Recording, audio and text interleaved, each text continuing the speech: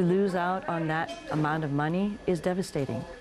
Actress Tamlyn Tomita and her husband Daniel Blinkoff, the victims of a scam as they were working to build a theater in Los Angeles. You'll recognize Tomita from her roles in the Joy Luck Club and the Karate Kid Part 2. She and her husband were working with contractors to build a theater space when they were taken by what's called a BEC scam.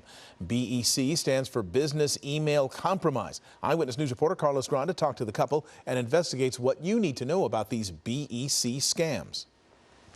Having a show and live streaming it to audiences not only across the city but across the nation and perhaps around the world.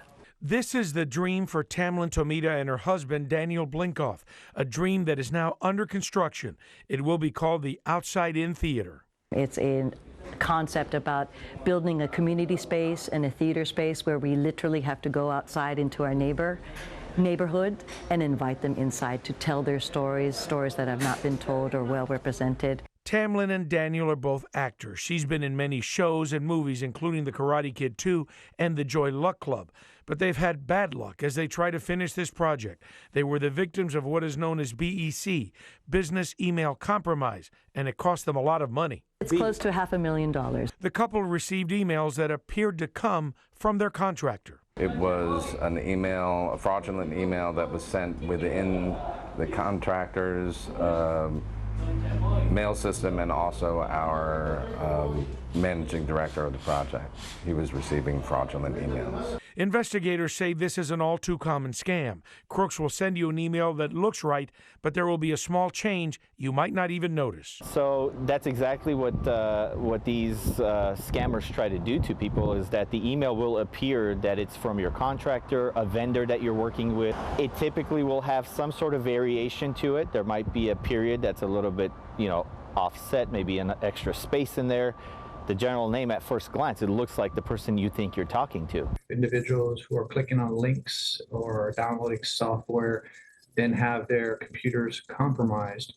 At that point, cyber actors or hackers will then look through their email as well as their information online. Last year, the FBI received more than 21,000 complaints from people that lived just in Los Angeles, and the total loss for those victims, nearly $3 billion. These actors will target the accounting department. Just educate your employees to then take that extra step or those few extra minutes to make that phone call to verify that the money went to the account that it was supposed to. When Blinkoff saw the email, it appeared legitimate from his contractor, so he didn't think twice when he used the information to send money to pay for the construction work. The email said, "We would like to inform you that we have a new banking partner. Going forward, all current and outstanding invoices should be processed into our new bank account for easy record keeping and audit purposes." We sent the money and our contractors alerted us a week later that they hadn't gotten it. The FBI says these attackers are often from out of the country, so when the money is sent, it is very difficult to get it back. They often search through social media for information about their victims. They'll look for anything that is related to you, family, friends, loved ones, pet names, and they'll try to use that for social engineering purposes. In this case, Daniel and Tamlyn are trying to work with their bank, Citibank.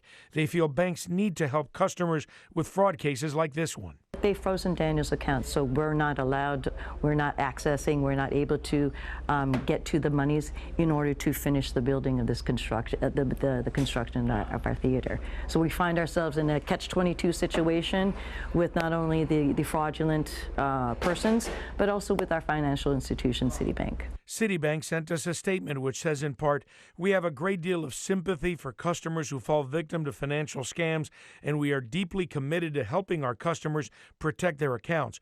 We urge you to be alert if asked to provide personal or banking details via an unsolicited call, text, or email.